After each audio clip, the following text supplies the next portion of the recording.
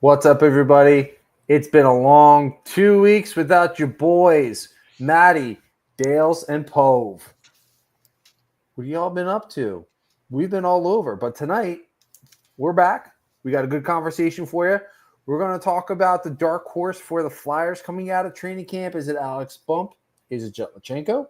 Is it somebody else that had a really good World Junior Summer Showcase? We're going to talk about all that. We're also going to talk about the best hockey movies of all time. Nice. We're going to have a little bit of fun tonight, boys. So if you hit that like, hit that subscribe, jump in the chat. It's time to get the conversation going. Let's go talk some puck.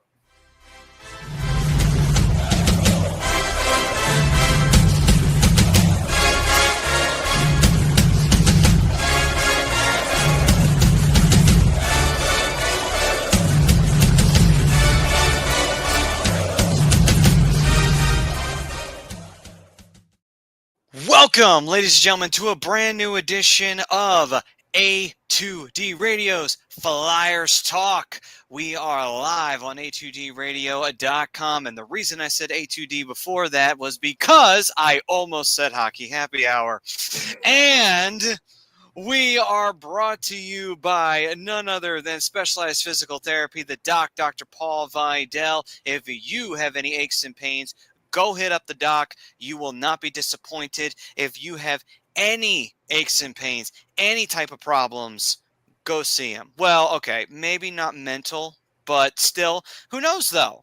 After a few sessions with him, maybe your mental feelings will be that much better too, because you won't have those aches and pains anymore.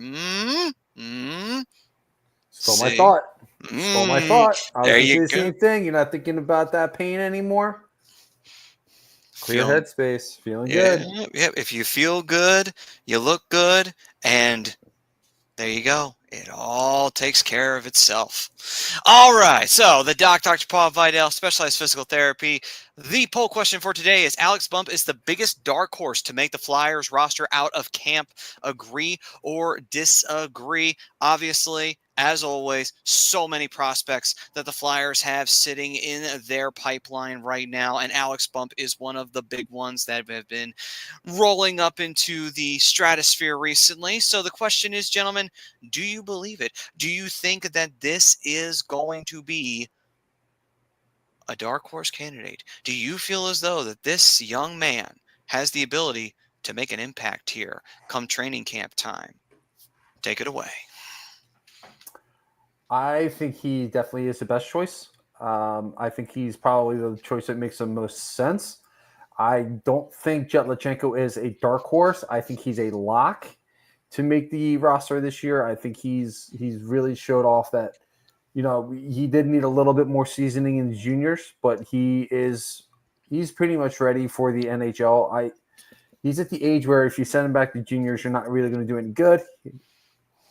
They didn't quite change the rule yet for the AHL, so he can't go there.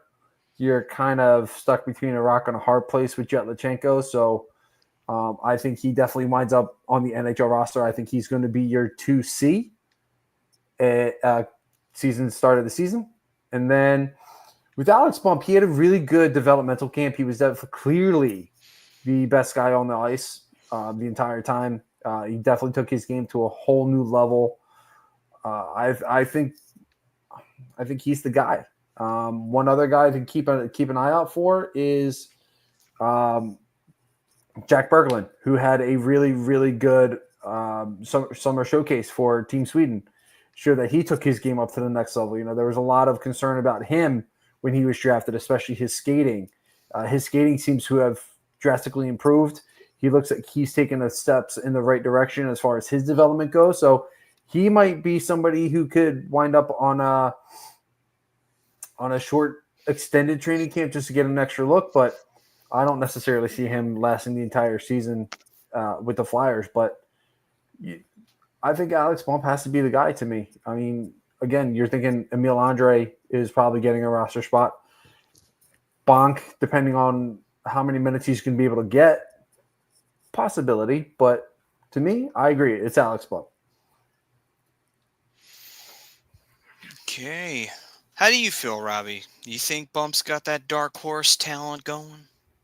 I disagree with the poll, and I disagree with Brian. I don't think Bump is a dark horse to make the Flyers roster. I think he's the lock that makes the Flyers roster, even over Jetlachenko. I hear your points, Brian. I hear your points, but hear me out.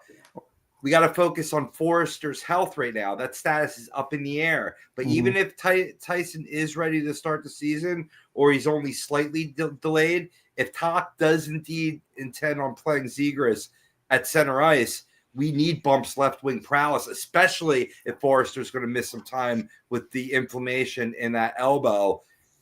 And he showed a strong left wing prowess, to your point, in development camp.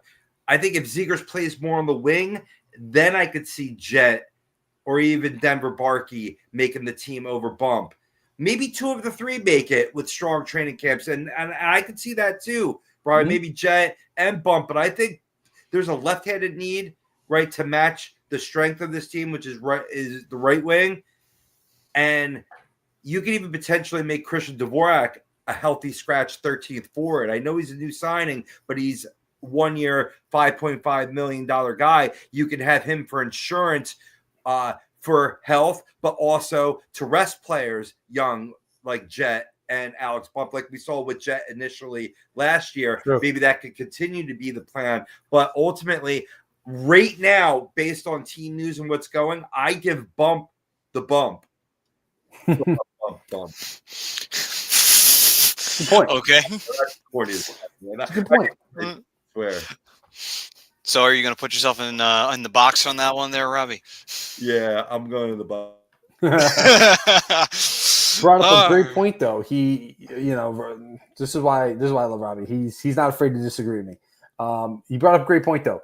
Something I didn't think about was Forrester's health. So that could play a big part into who winds up getting the last couple of roster spots. Well, we do have some interesting choices here available to you. Beforehand, before we jump into any of the other prospects that are bumping around here, see what I did there? Bunch of dorks. I love you guys. Before we dive into the other ones, let me just give a quick little roundabout for what Bump did this past season. Getting into it, he played 2 games for the Phantoms where he did score a goal and he had an assist. And he played 7 playoff games and he had 2 goals. So that's not bad for having played a very short amount of time with the team. Mm-hmm. Most of his play was in Western Michigan, where he wore the A, and he had 42 total games, 23 goals, 24 assists, 47 total points, only 14 penalty minutes. So he's a pretty disciplined player, and a plus 11 out on the ice. So, I mean, those are not bad stats to be carrying into your training camp. So, not bad.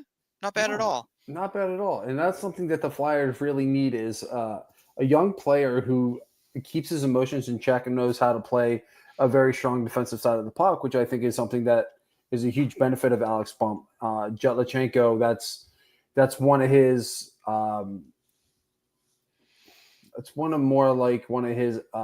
things that he needs to work on is his defensive side of the puck. But I'll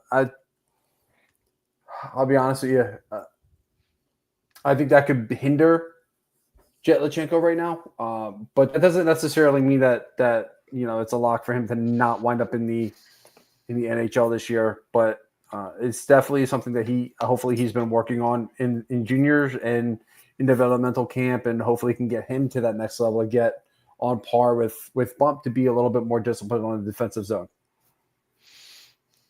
Cool. And as we go further on here, we got our prospects that are basically hovering around training camp possibilities. Obviously, you have Jack Berglund, Sawyer Bolton, Ritter Combs, Nick DeSantis, Carson Dorat, Connor Fournette, Porter Martone. Of course, obviously, that's a big name that's going to be floating around as Martone. How's he going to fare going into that? Would you throw him in the dark horse candidate, or no, it's just way too early for him? Because I'm thinking it's way too early for him. Personally, I wouldn't, because I think if he does sign and he does wind up in a Flyers uniform, it's going to be within the last couple weeks of the year. Yeah, that would make sense. That would make sense. Maybe participate for the experience, you know what I mean? But the clear Mhm. intention is to at least play your first year with your team, Michigan State. Absolutely. And then you have Owen McLaughlin, Jack Murtaugh, Jack Nesbitt, Noah Powell, Santeri, Solku, and Max Westergaard. I like that name, Westergaard. That's an awesome name. Good thing he's a hockey player. Right? Emil, right? So, Chouinard, Hunter, McDonald, Ty Murchison, Cole Tomanaro, Luke Vlozwek, Carson Bjarnason, and Asia White. That's just for one part of it. The other side, Alex Bump, Alex Chernek, Matthew Guard, Matteo Giampa, Devin Kaplan. I'm Italian. I should have known that. Anyway, Cole Knuble, Cash Koch. Noobs. Yeah. Jet Lachenko. Obviously, Lachenko, you have to think that after what he showed this past year, that if he does have a strong training camp, that he could possibly be on this Flyers roster. Would you have to think that? It depends on the need, though, because with Dvorak and Toe, if you're going to start him as a fourth line center and not as that 13th forward, as I was saying, right? And you want to play Zegras center ice as well, then you still got Cates, you still have Couturier on this team. But if you're going to maybe alternate Zegras between center and wing, more on the wing, then I could see a more need for Jet. Or, like I said, I mean, you could certainly plug in Jet Lachenko and have Dvorak sit. I mean, there's no harm with having a young center iceman, netting like fourth line minutes, you know what I mean, towards development, or at least bottom 6 minutes, right? Right. Yeah. The other option you do have too, Robbie, is you could do that same thing with Noah Cates. So that's the one good thing about where the Flyers are right now. They have versatility at center. So they can mix and match and do all this stuff early on, see what's working the best. Hopefully Tocchet isn't going to be like Torts, or even if you want to go a few years back, John Stevens, or they continue just to mix and match stuff all season long. You get guys to build some chemistry with each other. You have opportunities for everybody. For me, I'm going just to start with how the roster is at center. I'm going Z1. I'm going Jet 2, Coots 3, Dvorak 4. I also want, for Christian Dvorak, I want him to get as much ice time as possible so he can kind of raise some trade value, be able to move him at the deadline, and hopefully get something in return for him. So hopefully he can do some things here, kind of like a Sean Walker did, like not the best career up until now. Have a career year and ship him off and get something new. Possibly. Where did I leave off at? After Lachenko, you have Ryan McPherson, Nathan Quinn, Heikki Ruhonen, Justin Solovey, Shane Van Sagi, Jack Anderson, Alex Carbonneau, Eric Carpentier, Spencer Gill, Tim Lavelle, Andre Mondu, Ryan Cameron, and Waylon Esch as part of your training camp roster. Benny's Nation, Benny, what's up, brother? Saying Grebekin could get a shot. Ooh, that's a good name. That's a really good name. So, any other notable names? Oh, by the way, sorry, before we continue on, Eileen, thoughts and prayers to you. Whatever you're going through right now, we love you. We hope you're getting through whatever it is you're dealing with. Besides that, though, so out of the names I was throwing out there, were there any that you felt are possible dark horse standouts besides obviously Bump? Luchenko is, I wouldn't necessarily say he's a dark horse. I think some people would almost say he's kind of more obvious. Was there any that stuck out to you? I said him before. I think Barkey, if he has a better camp than Yeah. Jetlachenko, he could potentially fill a center ice role for this team. He had a phenomenal season last year in the OHL. He could, it's going to be a nice competition here, a really big, wide open competition come training camp, Brian. No, for sure. I'm with you. Barkey's, I think he's aged out of junior, so he needs to go somewhere. Right. So he's definitely gonna. I think he's gonna definitely compete for a roster spot. If he doesn't wind up in the NHL, he's going right to Lehigh. So he's gonna get an opportunity at some point. Right, no doubt about it. No doubt about it. I mean, you can make a push for, some say Bjornsson needs a full year in AHL to complete his development. But if we're seeing some of the same woes that we saw last year between the pipes, maybe he gets a call later on. But in terms of making the roster, no, definitely, I wouldn't classify him as a dark horse to answer that question. But ultimately, like I said, I think Bump gets an opportunity. Oliver Bonk, on the defensive side, him too. I mean, talking about also some guys there in Shane Zanhagi who had a great showcase. To your point earlier, Brian, as well as other prospects on the pipeline. I know Justin Murtaugh as well. I mean, Jack Murtaugh as well. Yeah, there's definitely some intriguing names here, Maddie. But for me, I definitely think that a lot of these guys need some development. I don't necessarily know outside of the handful of names that we really mentioned that we're really talking about. Outside of those, we'll say like 5 guys. There's really nobody that's going to really wow me enough to make the roster this year. I could be wrong. Maybe Murtag or Murtaugh, however you say his last name, he gets an opportunity. Nesbitt, who has a little bit to work on, who knows? He might get an opportunity. But I mean, realistically, if we're really going to break it down, Barkey, Bonk, Jet, and Bump are going to be the guys that I'm really looking at to kind of really make a spark, make a jump, and see if they can't steal that spot from each other. They might possibly. I mean, I will say, I think Nesbitt was the one that stuck out to me out of the names that I was reading off, because I know there was hype around him, and there is still a little bit of hype around him. So if I had to say a dark horse besides Bump, maybe Nesbitt. But again, he is still pretty young, so it's like, when you're going into that kind of stratosphere, we start talking about junior players, you got to be real careful with that, because junior players are, again, they're undersized, they're young, and they still got a lot of developing to do.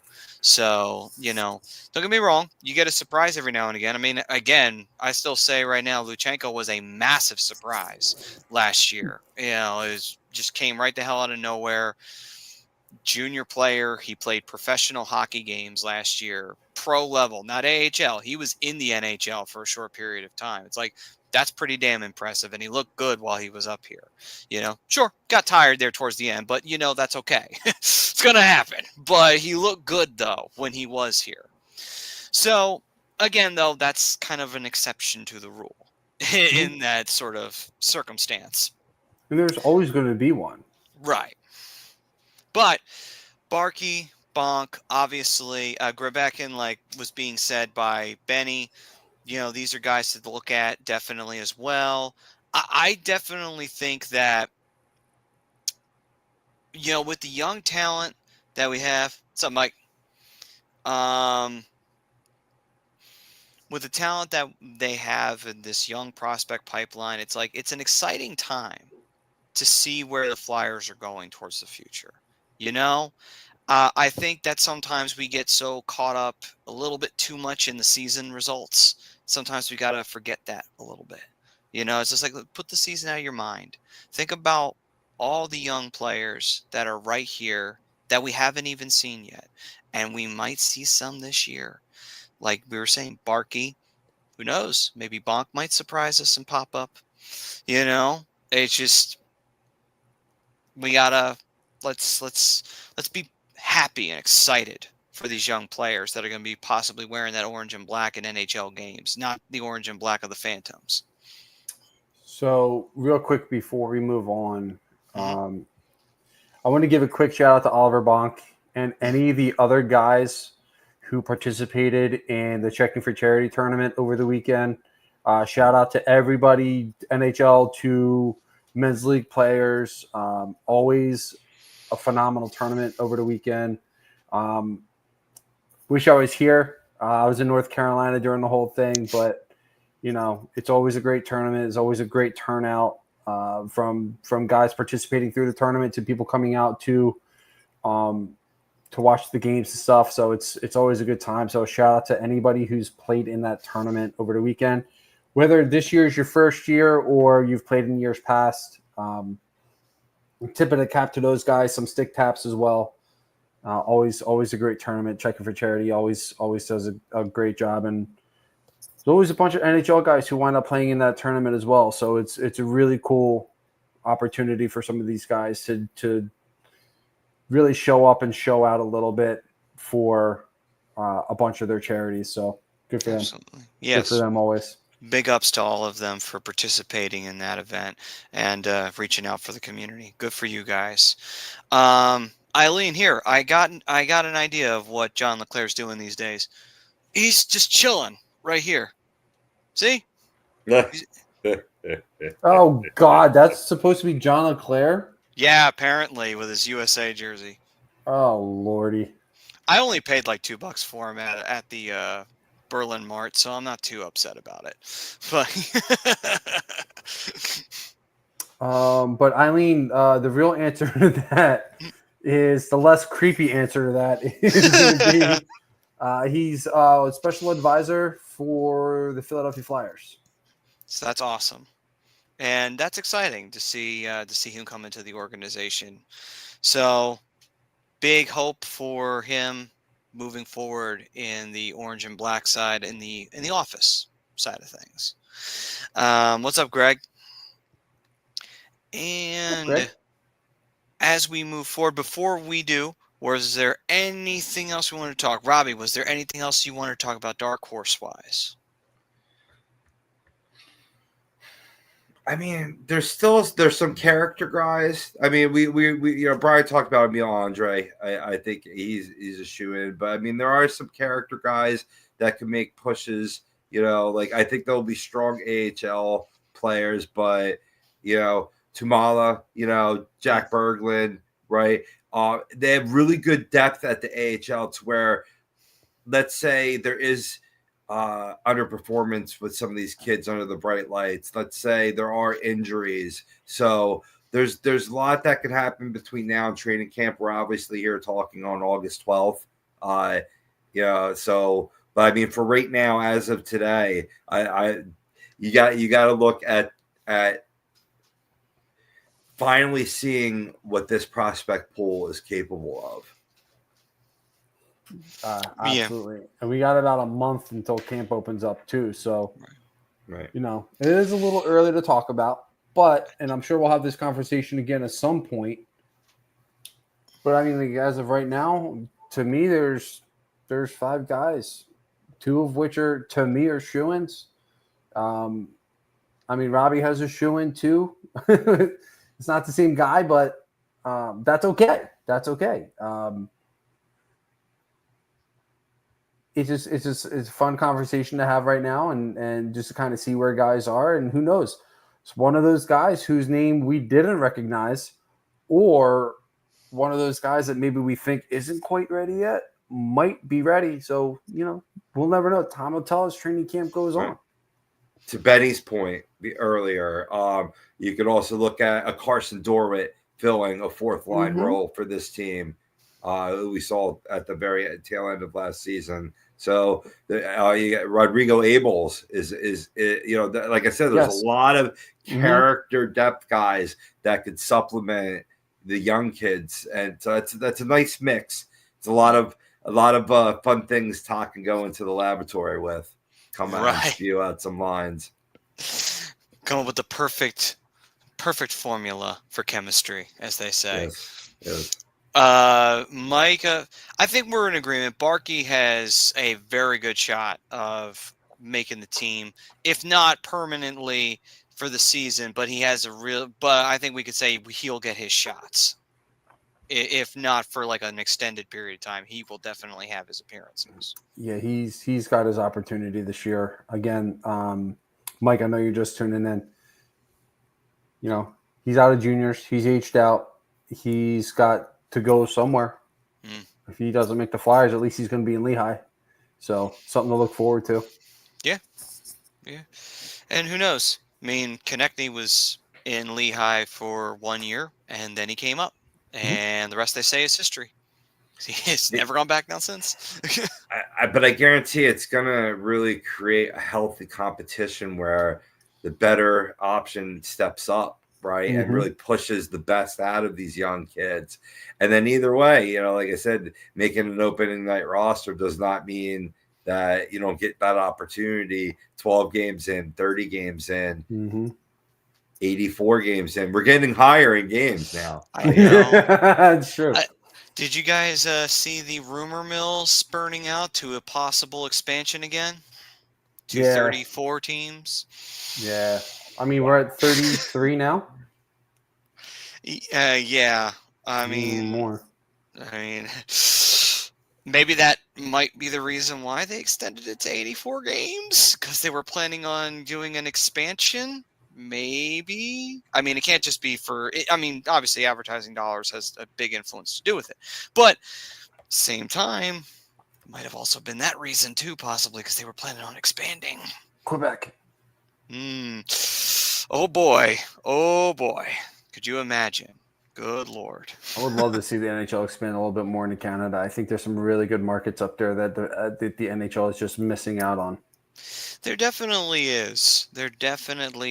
I mean, with that being said, we look forward to seeing the third version of the Atlanta Thrashers come to town. You got to be careful not to spread yourself too thin. And I get it that hockey is on an upswing, but you're still talking about a sport that's not as popular as the NFL, not as popular as the NBA. You could say maybe up there with MLB, you know, that depends on where your loyalties lie, but certainly isn't sniffing NFL or NBA. Yeah. So, you know, if you spread yourself too thin, then all of a sudden you lower those standards. Absolutely. Yeah, and to Benny's point, you put too many teams in one league, you're watering down all the talent. The NHL has done a very good job at placing talent in certain markets, like Bedard to Chicago, Crosby to Pittsburgh. Like they've done a very good job of making sure that all the talent spread out. Are you saying that the draft lottery is rigged, sir? Because I feel like that's where that came from. That is exactly what I'm saying. I mean, Islanders getting Matthew Schaefer. I mean, come on. That was pretty bullshit when I found out the Islanders got that. It's like, really? The Islanders? Like, they weren't even the shittiest team in the league. Listen, I mean, come on. The fact that Anaheim was a worse team 2 years, both years had the best talent, missed out on both because of this bullshit draft lottery. Don't tell me that it's not rigged. That's true. The Ducks did not get Ovechkin, nor did they get Crosby. No Crosby, no Bedard. Oh, Bedard, that's right. It wasn't Ovi. No, actually, wasn't Ovi. The Capitals were the shittiest team in the league, so the right team did get him, actually. But anyway. No Bedard, no McDavid, no Draisaitl. I'm just going to go crawl in a hole, guys. I'll be back. You got goats here. We gave him to you. Anyway, Benny's saying watering down the league. Yeah. Pris, thank you. I appreciate that, as well as that one, Heather. Thank you. You're here. You have a good night, Eileen. Thank you, Robbie. We love you, Eileen. Benny's saying concern is kids are playing less and less these days. Interesting. But here's the thing about the watering down of the league. The one thing that you have to definitely say is where you were saying with baseball, Robbie, the one thing though that baseball can kind of like rely on is the fact that if you're a big market team, you can still like skirt around a thing called the salary cap and just still grab a whole bunch of players. The NHL, they kind of have the strict adherence. So the thing is like the watering down is very possible, um, even no matter what the market is. Whereas in baseball, it's like, okay, big market team has the ability to go into luxury tax and it doesn't matter. It doesn't affect them whatsoever. But a small market team, it's like you're playing with fire. Big time playing with fire if you're doing Right. that. They may get a lot of compensatory picks to help build up their team, but they don't have the money to keep them there. So, but that's okay because you can have the watered down teams, the the cityless athletics, for example. So, I mean, you can have these teams that that just sell, but you still have the big boys, right? Whereas in the NHL, with that strict cap, you're absolutely right. You're going to get an overall watered down product, and you're going to see it in terms of what teams make the playoffs, especially with the current format. You're going to have teams that are under 500 make the playoffs, and nobody wants to see that. Right, right. I mean, also on top of that too, with the expansion of the league, not only watering it down, but then you have to start talking about what do you do, not just with the season. Okay, so you bump the season to 84 games. Okay, fine. What about the playoffs? Are you still going to have the strict 16 teams making it where you have 8 on one side, 8 on the other, and you keep the division set up the way it is? And I will say, while I thought the division setup when they brought it in, I thought it was weird the way they were doing it with the wild cards instead of just doing it where they do the 4 top teams and just have them play each other to get to the Eastern Conference and Western Conference finals like they did back in the 80s. But I think that what that has done, though, I have to give this new format credit. It really helped revamp a lot of division rivalries and created some new ones because you are going to be facing your division most likely in the first and very likely in the second round too. So that's definitely something to think on. So then the question is, what do you do if you have to expand your entire league? Do you expand the playoffs? And then what's that going to look like? And then you're back to, okay, are we awarding the cup in July? Lord. You see what I'm saying? It's like, it just seems like they're getting into this sort of, shit rolls downhill. So it's just like, it seems like we're getting on that slippery slope where it's going to keep rolling downhill a little bit here. I don't know about you guys, but that sounds a little crazy, at least in my opinion, I'll say this. I do like the idea of keeping, no matter, let's say they get to 36 teams. I like the idea of keeping the playoffs 1 through 8. I think that keeps competition good, and the less teams that make the playoffs make other teams who are on the outside battle a little bit harder. I think that would make for better competition. I think that would make for those final 2-3 months of the year that much more intense. Mm-hmm. Will bring in more viewership. I think create better fan bases. I also think that the expansion of the playoffs, like you said, like you brought up, awarding the Stanley Cup in July, giving the players a month and a half to essentially kind of rest up and get healthy. Yeah, can't have that. Right. Have that. So that speeds up the offseason, which means your draft is coming almost immediately after the Cup. Free agency is going to be starting immediately after the draft. That pushes everything back. So right, you have to keep it 8 teams or 16 teams. Because I mean, like, and I could be wrong. My memory could be fading on this, but do you recall like when they had that short break because they had to do the bubble, and then it was like what, a month, and then they went right into the pandemic year season where you only played your division. And then after that was all done with the shortened year and everything, the following year, I could have swore there were injuries. There were teams that were just worn out. They weren't playing well. It was a bit of a weird year the following year. At least I thought it was, because it's just like, okay, we're back to normal, but these guys are been run ragged because they haven't had time to recover from the bubble, and then they went right into a season, shortened or not. And conditioning is still very high in the NHL. I'm not saying it's not, but I could have swore that I felt like that there was just there was a lot of injuries, a lot of problems with players not handling things well or just getting hurt. I felt that was a thing going on that season. I could be wrong though, but I could have swore that was what it was like. Honestly, I don't remember. I mean, I could be wrong. But I could have swore that it felt like a strange year that year. I mean, I'm sure Colorado fans, if we had any watching right now, if you are, thank you. We appreciate you. They'll probably be like, fuck you, Matt. Just because that was the year that we won the Stanley Cup, it wasn't a weird year. That was a great year. I'm like, all right, calm down. But anyway. Yeah. It's like, go smoke some herb. It's legal there.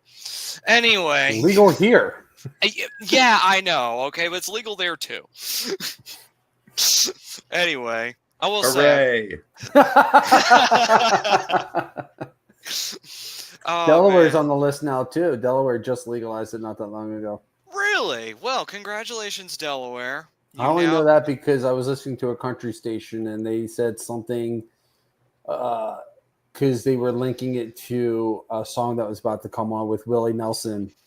And they were like, well, this song goes out to Delaware, who just – they essentially were saying in a very subtle way that they passed the law legalizing weed in Delaware. So, I mean, hey.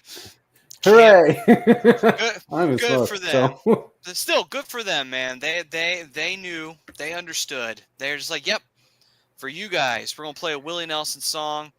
It'd be even better if you guys just, we'll smoke a blunt with you while we're off the air. Anyway, what's up, Swoopy? You came in at the perfect time, brother.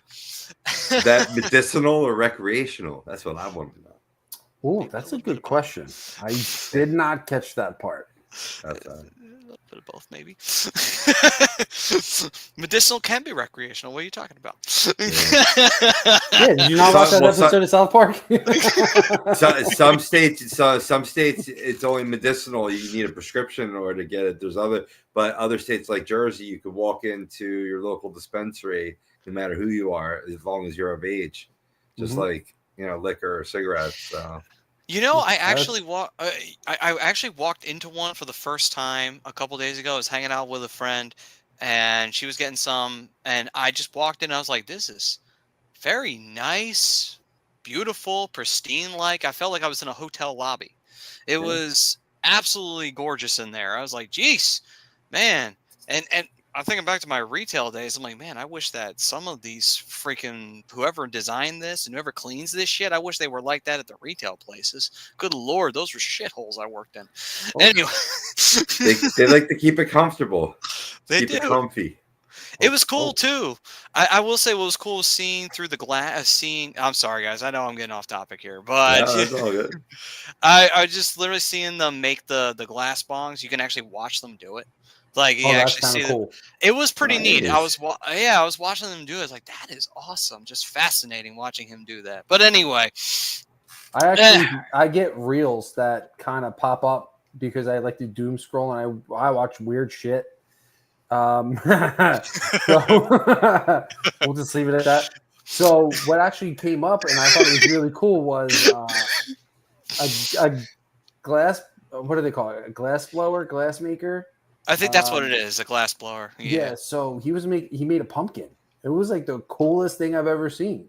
Interesting. Like he knew exactly what temperature to put certain things at, how quickly it was cool enough to break it, to cut it. Like, it's an art. It's an absolute art. So if you are a glassblower and you're watching this, again, we also appreciate your patronage. Maybe you are from Colorado. But either way, though, we appreciate you guys very much. There's everybody from Colorado tonight. is to piggyback off of what I said. Ah, gotcha. Anyway, Yeah. call back, Brian. Call back.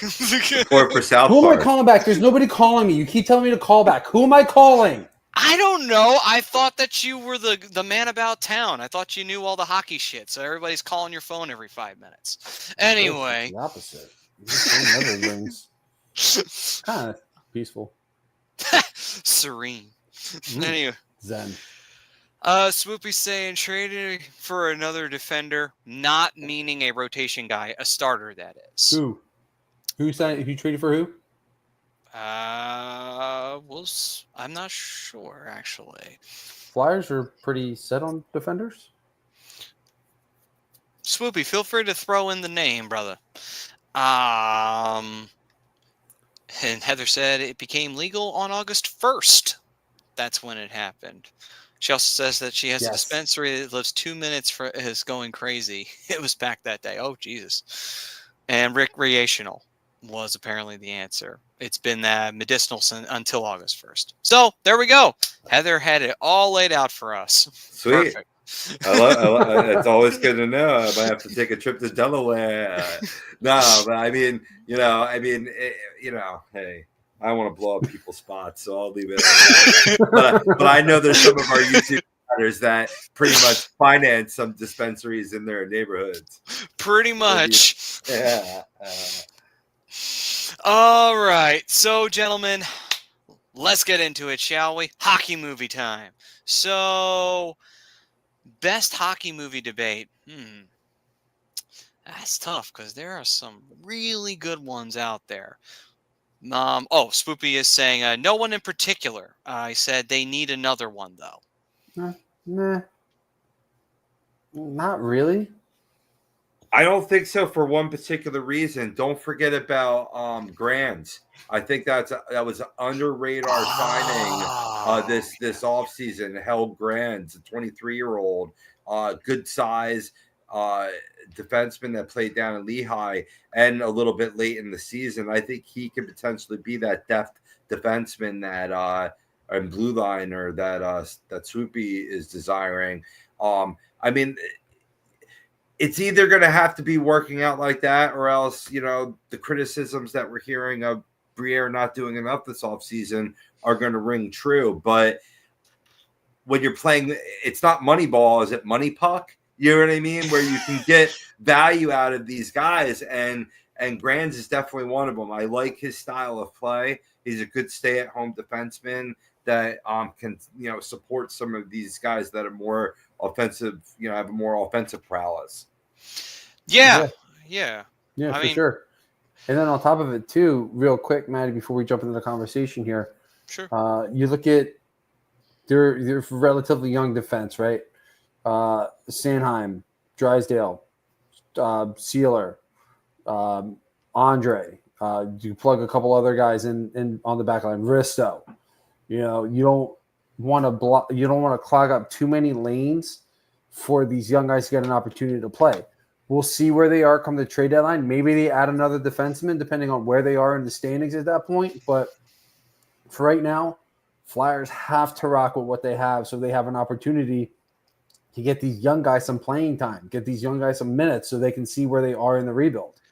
Right. And I mean, again, with the young players in there, you got guys like we were saying, Sanheim, Sealer. These are veteran guys who can show them what's going on, and that will help out with their development as they come up to the NHL roster.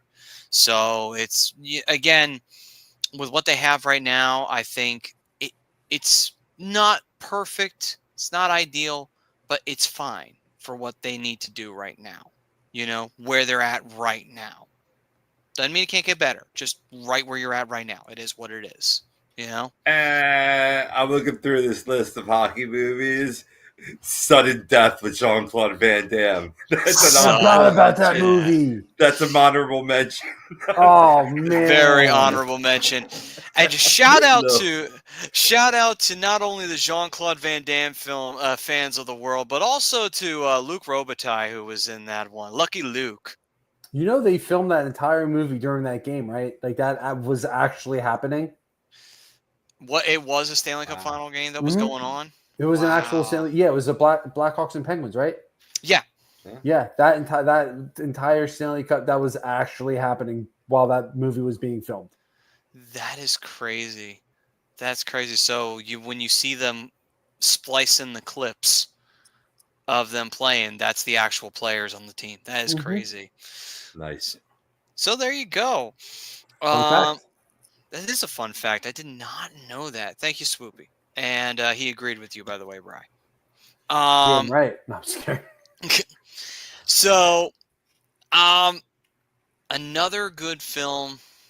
One of my favorite hockey movies. I love Miracle. That is such Oh, a yeah. great movie. Like, I will say that movie, I can admit this, I'm a bit of an emotional guy. That makes me tear up.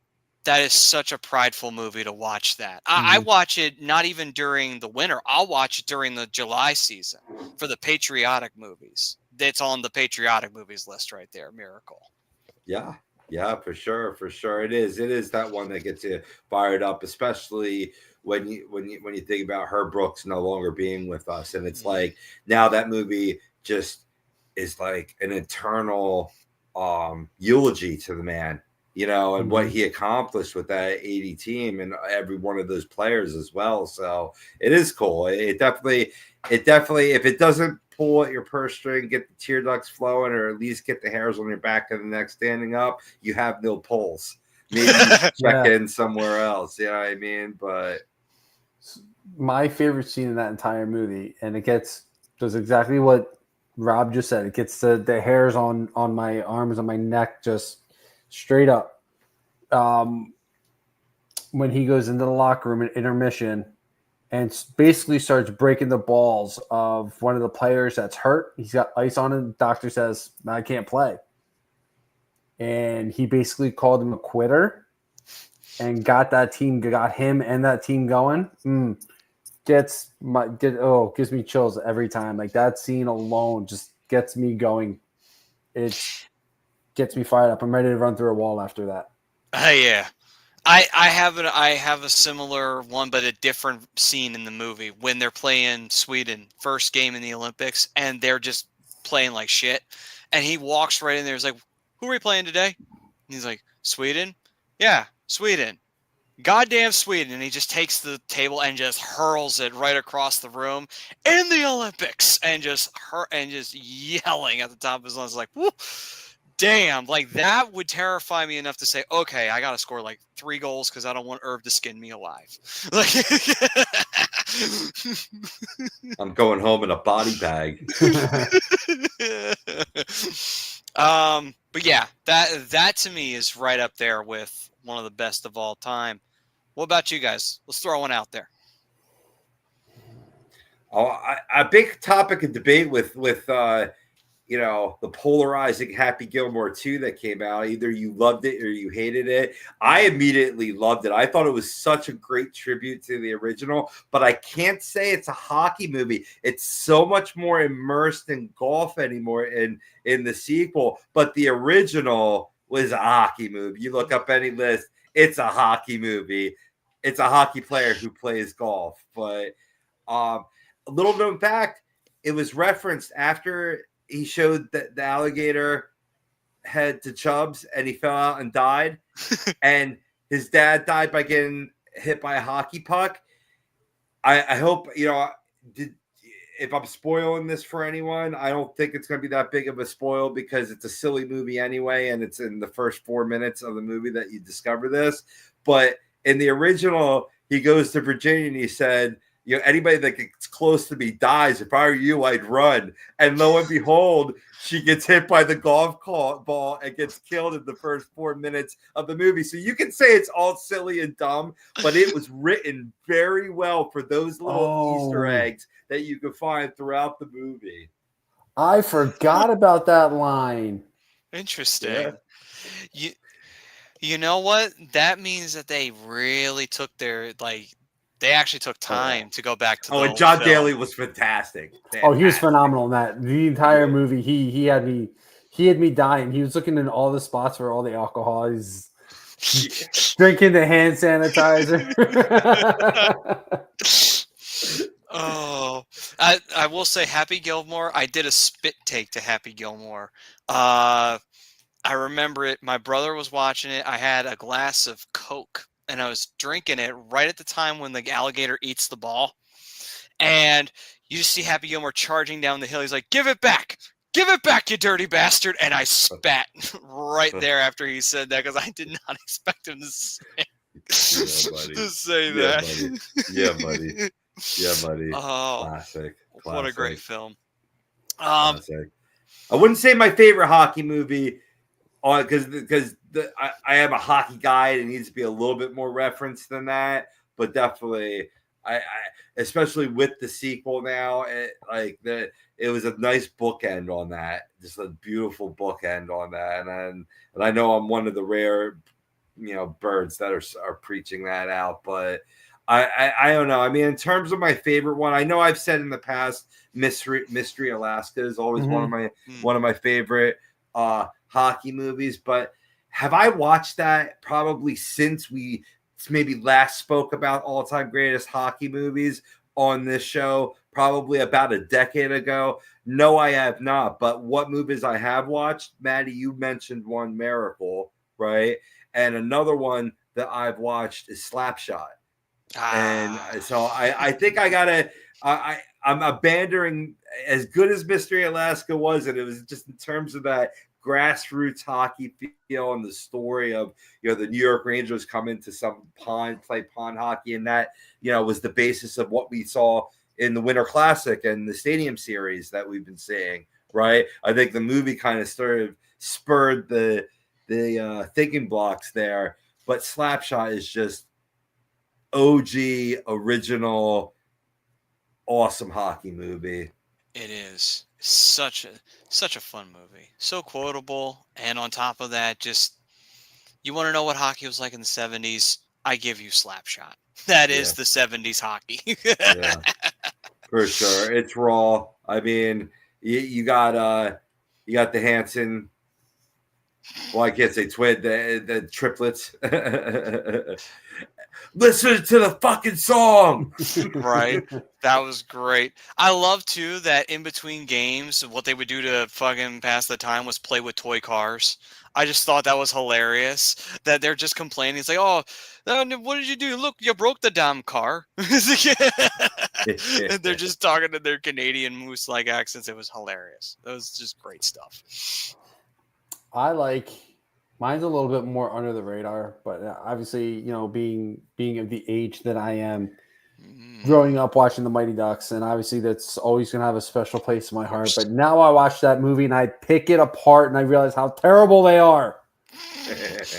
Obviously, you're always going to love the NHL player appearances, like Basil McRae, Mike Modano, Wayne Gretzky, Paul Correa, all those guys, being big in their time and obviously being, big names that it's going to attract attention in these movies. One of the ones that I like to kind of, it's very under the radar, and I don't think a lot of people have seen it, is Youngblood. And that is such a fantastic hockey movie that not a lot of people know about. Patrick Swayze, Rob Lowe, really, really good movie about how basically Robert Lowe's character essentially develops as a hockey player and as a fighter in the league because he keeps getting his ass kicked by players in the league, and he had to learn how to fight. He learned how to fight in a barn with his dad on a farm. So it's just a really cool movie. This is one of those ones you have to watch at least once. Just to realize how good this movie truly is. And again, just such a good movie, really well written, phenomenal cast. That's one to watch. It was so good at capturing a team, like how teams are in real life. Like, just got it right on the nose. Pulling pranks on each other, just being friggin' young guys in a small little Canadian town. So what are they going to do? They're going to drink and raise hell. That's what they're going to do, And it's like, it fits. It's such a good movie for that reason. You really grow to love the team. And Keanu Reeves is in it. That's what's crazy. Oh, He's that's right. He is. he's the goalie, which is Mhm. even crazier. It's like the first time I watched it, I couldn't believe it. I had to do a double take. I'm like, is that fucking Keanu Reeves? What is happening right now? Head case, perfect for a goaltender. Yeah, I see the casting. Good casting choices. And Yeah, it's yeah. it really is accurate that sentiment that goaltenders have a couple screws loose. hmm And you know what? Now I actually kind of want to see Keanu Reeves like reprise that role in some way, like as a goalie who's out of his mind. It's like, come on, let's have John Wick version of a goalie right now. Let's please do Yes. this. So what's That- actually really funny is he played hockey growing up. That's interesting. Here's the interesting part. He has a profile on Elite Prospects. He played. Really? Okay, hold on. He played decently high level hockey. All right. Well, now that you have done this, I have no choice but to pull this up now. While you do that, talk amongst yourselves. Yeah, I will say a contemporary version in terms of the team aspect of hockey and the hijinks and the maybe out at the bars drinking, that element of the game is reprised in the movie Goon. That's definitely, I think, of that same ilk and belongs in this conversation. Was that I don't want to call him the name from Sean William Scott. I was trying to avoid calling him Stifler because that's disrespectful. Sean William Scott, Jay Baruchel, who he played hockey, I know for certain. Kim Coates from Son of Anarchy, he was the coach. Good, played a good coach. Yeah, was Eugene Levy in that? I forgot that he was in that. He was in it? Huh. Yeah. He was his dad. Oh, right. It was Doug Glatt's dad. Yeah. Remember when he come out and have dinner and he's like, "This is no way to make a career." Huh. Yeah, actually, to kind of piggyback off what you were saying, Jay Baruchel actually, I believe, wrote the movie. Yes. You wrote both of them? I never saw the second one. I think I did. I never did. Yeah. What's up, Wills? Joe, what's up, brother? He's saying best hockey movie debate: Miracle 1, Mystery Alaska 2, 3, Young Blood, and honorable mention is The Mighty Ducks. But love it. That's just crazy. I had to share. It really is here. It really does fucking exist. I know. I know. I'm not trying to insult you, Bri, but it's just like, holy crap! I just cannot believe this. It's actually here. Yep. Holy shit! He was an actual goaltender growing up. Holy shit! That is just craziness. That is so awesome. Anyway, very cool. The more you know, right? I can tell you, my mind's blown now. But I have a bunch of guys that one guy that I work with, one guy that I play hockey with, they're on Elite Prospects as well. Oh, that's cool. One of which is still playing junior hockey. The other one, I believe, plays collegiate.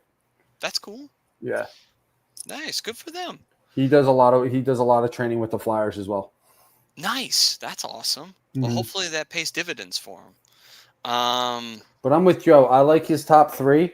I wouldn't necessarily know. I don't know if I would put Mystery Alaska in my top three. I do remember watching it, and to Robbie's point, like I think it's been at least 15 years since I've watched it.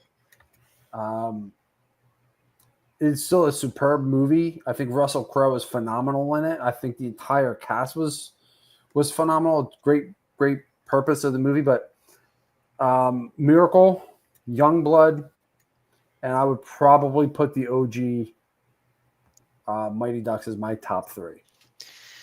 I will say Slapshot, my honorable mention. For my favorite of the Ducks trilogy, because since obviously that's got to be talked about, and then I'll throw, because we know Bri would be the original. Yeah. Then I'll throw it to you, Robbie. Probably mine would be by 110%. I actually really loved the second one. I loved the second movie, D2. And maybe it was because they were teenagers and it was more funnier in that respect. But I dug it when they were with the Bash Brothers. They're friggin' like air guitaring with the hockey sticks on the friggin' bed, not fucking sleeping. And they're going in the rink and just beating the crap out of everybody. It's like that is awesome. And then I think that's why I became a hockey fan, was because of the Bash Brothers. I think that honestly you could trace it back to that.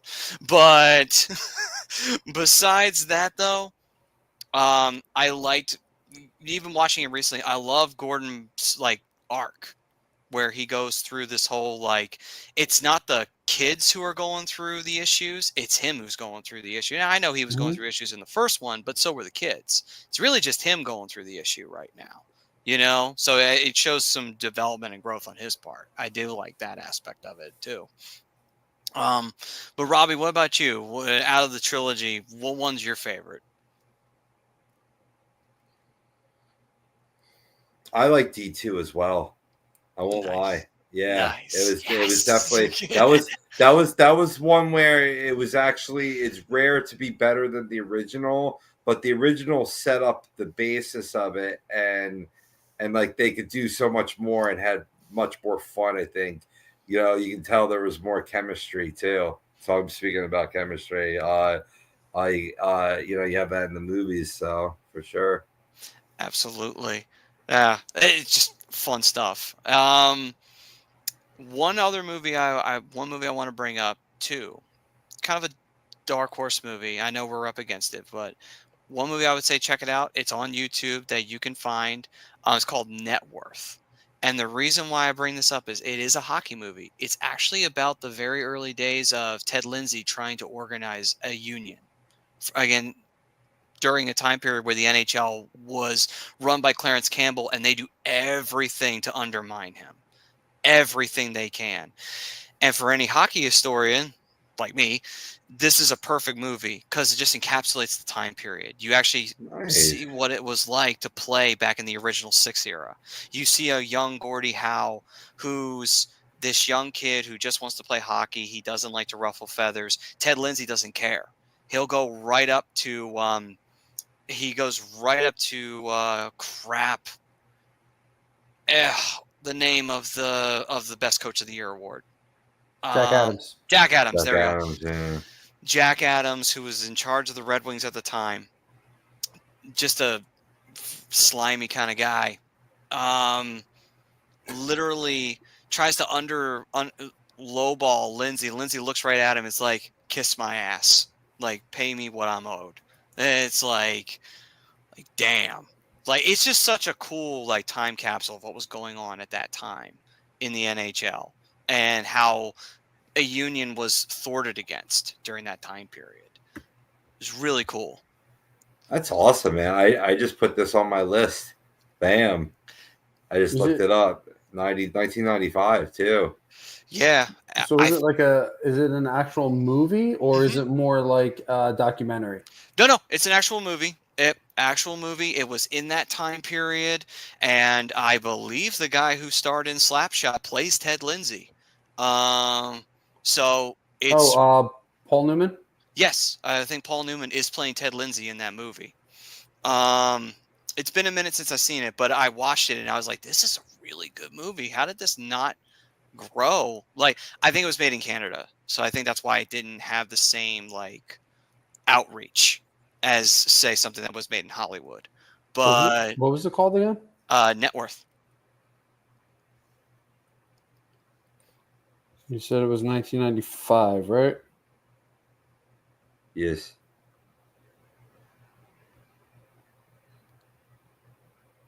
Well, how about that? Okay.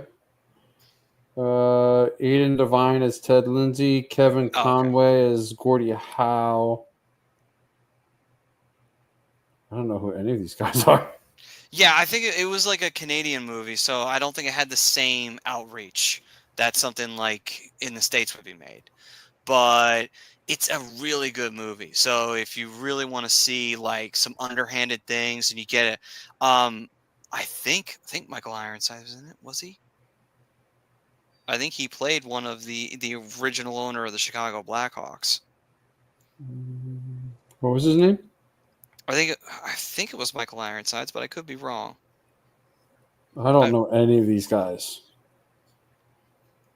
No, Michael Ironsides was not in this. Oh, I thought he was. It was a guy who looked like him, though. He really did look like him. He could have been a dead ringer for him.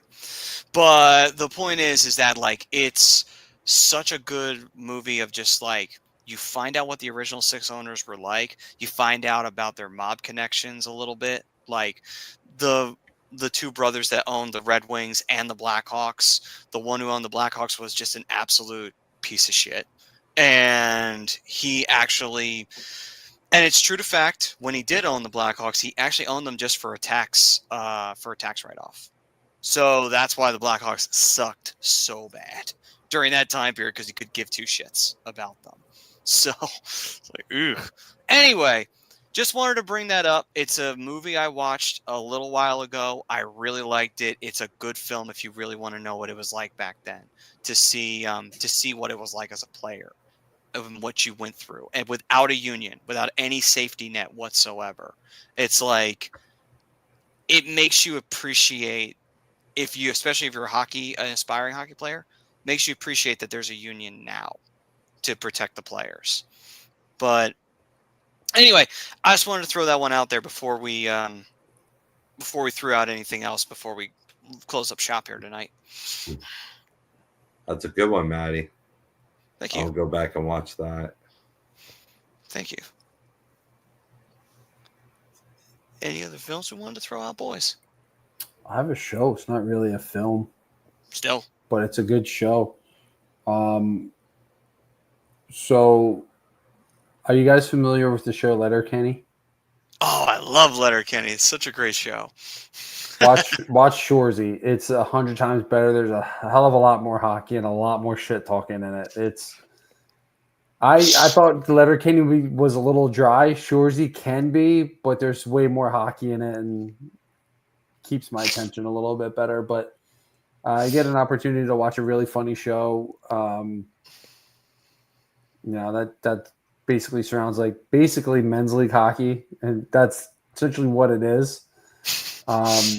If you've never played men's league, that's a good, honest look of what it's like. Yeah, definitely check out Shoresy. I'm sure most of the people chiming in, they've either seen it or heard of it. But if you haven't sat down and watched it, it's definitely worth the watch. Yeah, I will say there are a few times where somebody might annoy me, and I'll be like, "Give your balls a tug."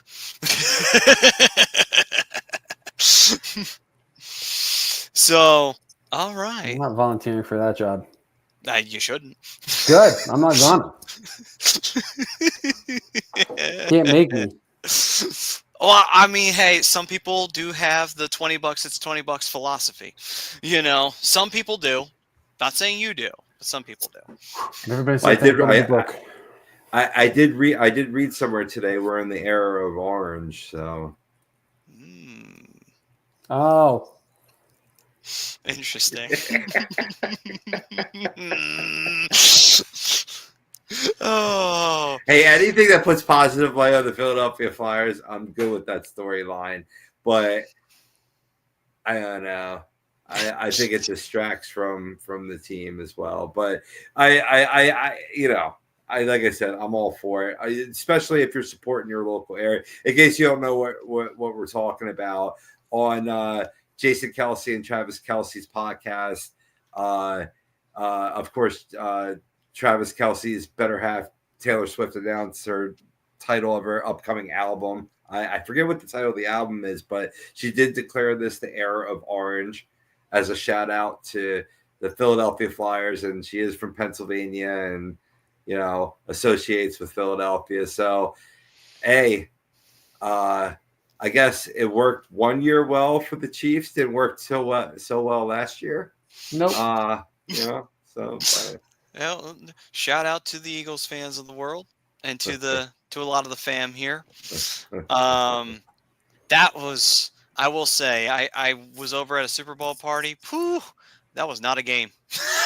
That was anything but a game. Anyway. Still waiting for the Chiefs to show up. Yeah.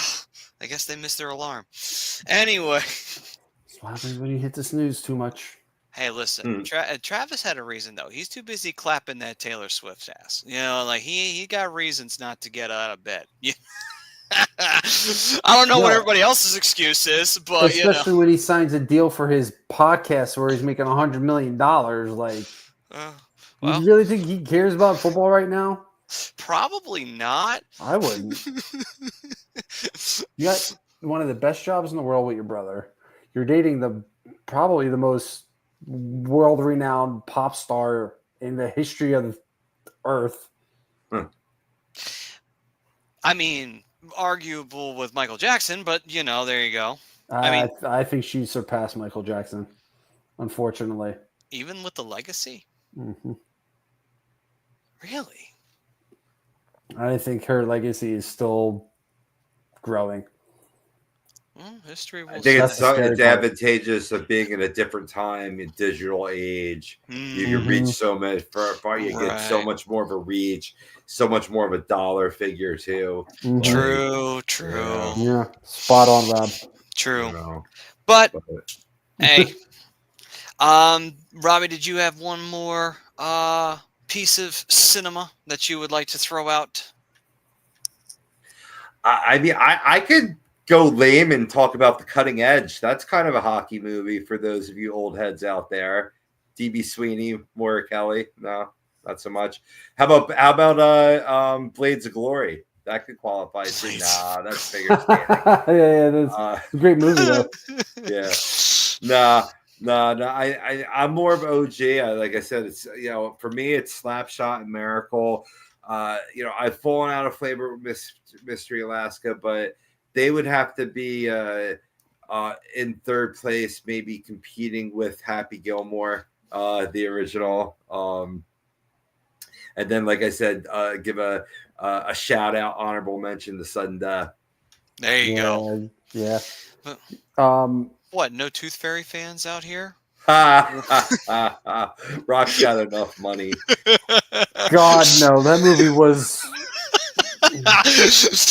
like an hour and 45 minutes of my life I'll never have back, and I don't say that about many movies. I'll say this. So like growing up, My better half loves it. But she's a Disney fan, so I understand that. I understand that. But go on. I'm sorry. Yeah, no, you're good, brother. So like, you go back, you look in cinema, right? And you have your really good football movies. You have Any Given Sunday. You have Varsity Blues. You have all these like hit football movies. You go to baseball. Baseball has probably, in my opinion, some of the best sports movies of all time. You have Field of Dreams, Trouble with the Curve, 42, 61, The Story of Roger Maris, For the Love of the Game, Bull Durham. So many iconic baseball movies. I don't necessarily know if hockey ever really got to the level that some of these baseball movies are. I mean, you want to look at the Mighty Ducks, right? Look at some of the more kid-friendly baseball movies, I mean, obviously, Field of Dreams is up there, but I'm talking more specifically Angels in the Outfield, which was a remake, which the original is way better than the Disney movie, but the Disney movie is still fun to watch. Angels in the Outfield, Rookie of the Year, Disney's The Rookie. That's a great movie. That was a good one too. Love that movie. But just Little Big League, like there's so many great baseball movies that have lived up. I don't know if hockey ever got to that point. What was The Rookie? Wasn't that based off of a real guy too? Mm-hmm. Yep. Yeah. Yep. Okay. Yep. For Tampa Bay Rays. I think Miracle. Now at this point, I think you could put that up there, right? But in terms of in the same conversation, but still not as iconic as either The Natural, Field of Dreams, Major League, Bull Durham, but those are just Mount Rushmore type movies. I mean, that could have been any sport, and they were just written so well, right? Yeah. But Sandlot, Yeah, that's another one Mhm. too, Joe. Absolutely, absolutely. But I think I really do feel you can put Miracle out there, but that doesn't overshadow that. That's the missing. If you're out there and you're trying to make a movie right now, right? If you can make that epic hockey movie right now and make it work, it's an untapped potential. I Really 100% untapped agree. potential. You know what I mean? 100%. Yep. I mean, Yep. make it like a fever pitch movie, but hockey. Yeah. There you Yeah. go. Well, didn't they kind of do that with She's Out of My League? You had that one hockey scene. Yeah, true. That's a hockey movie. That's up there. That's a hockey movie. Nice. Nice. So does that make the Love Guru a hockey movie for the one scene they have with the Maple Leafs? Yes. I forgot about the Love Guru. That is absolutely a hockey movie because it surrounds the Toronto Maple Leafs. And it's the closest they'll ever get to the cup. But Shots fired. But yeah, no, real quick, Robbie, like to piggyback off what you're saying, Miracle's the exception. Miracle is on a whole nother level versus any of these other hockey movies. It's Miracle and then everything else in whatever order you want to put it in. I will not argue any of the other orders. To me, none of these other hockey movies really jumped out and really made an impact on people's childhoods or love for a sport like any of the other baseball movies that I mentioned or that we've brought up. I somewhat disagree because the Mighty Ducks did have an impact on childhoods. I mean, it did, but the people that I've talked to, oh, well, why do you love hockey? Oh, I watched the Flyers.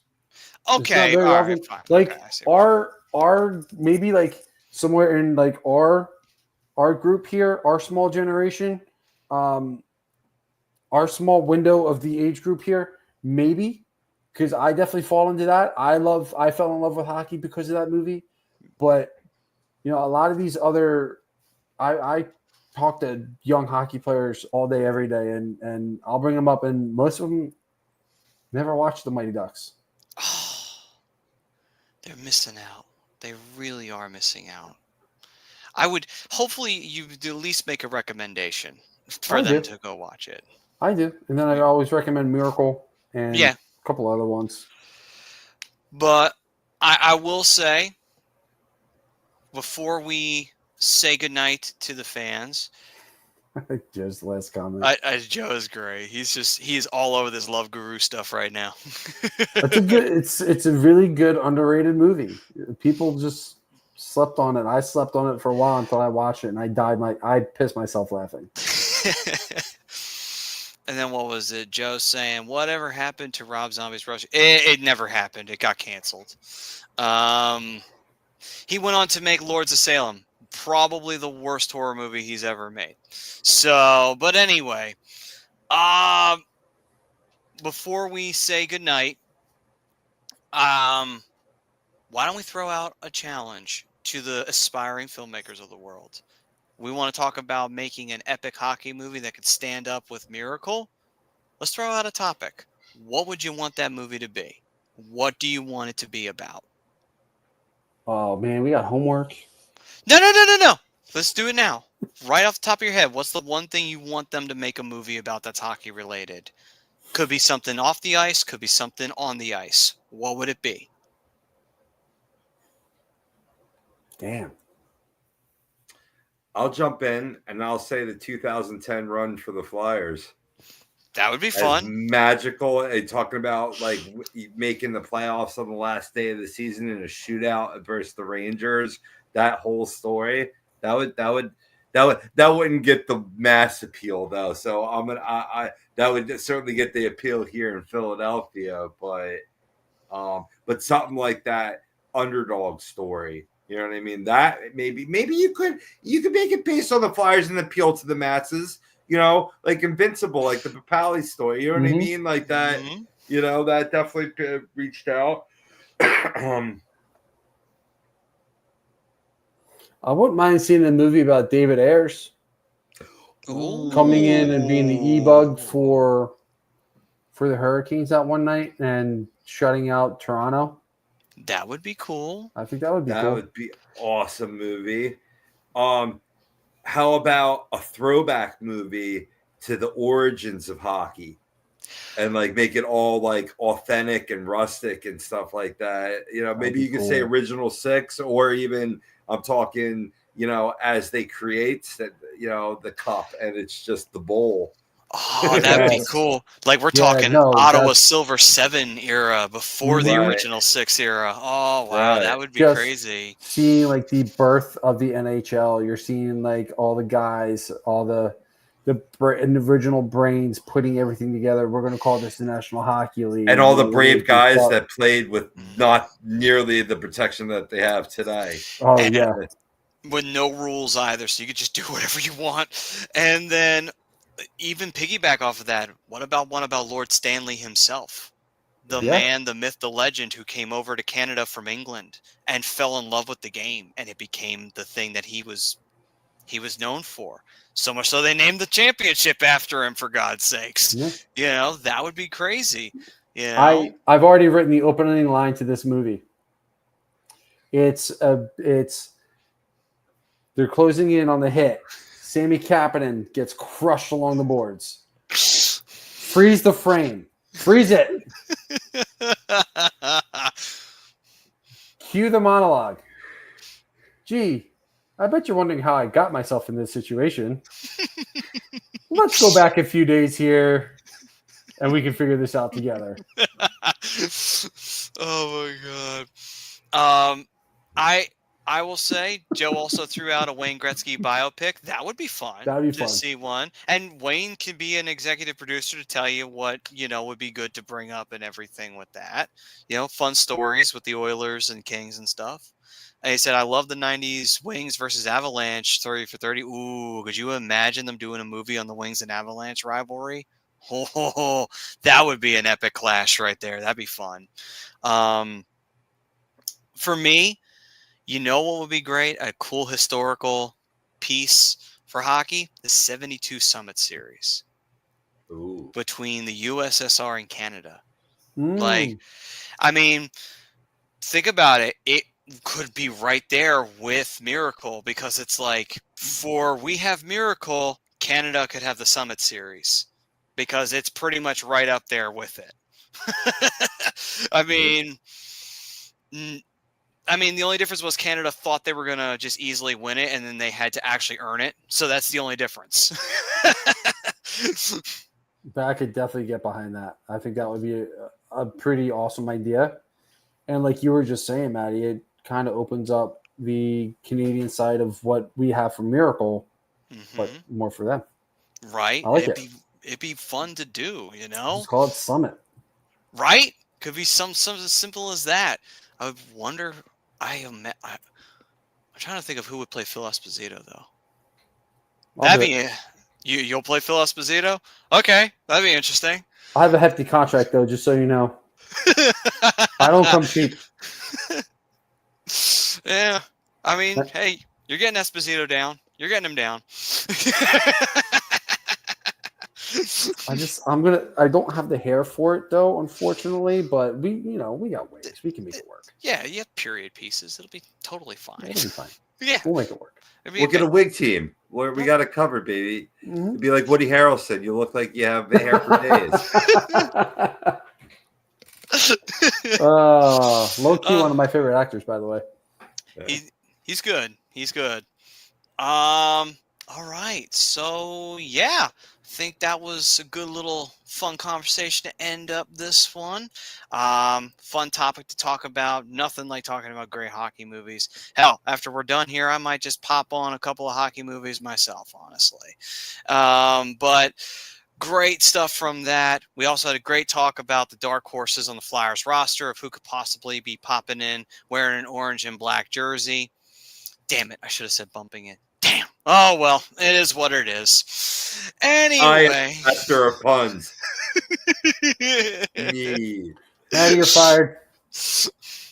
How can I be fired? Step in my office because you're fired. You can't fire me because I quit. So, all right, guys. We thank everybody for joining us again, fam. We love you very much. Thank you once again for everything. I know, Swoopy. We don't want to leave, but we got to. We got things we got to do.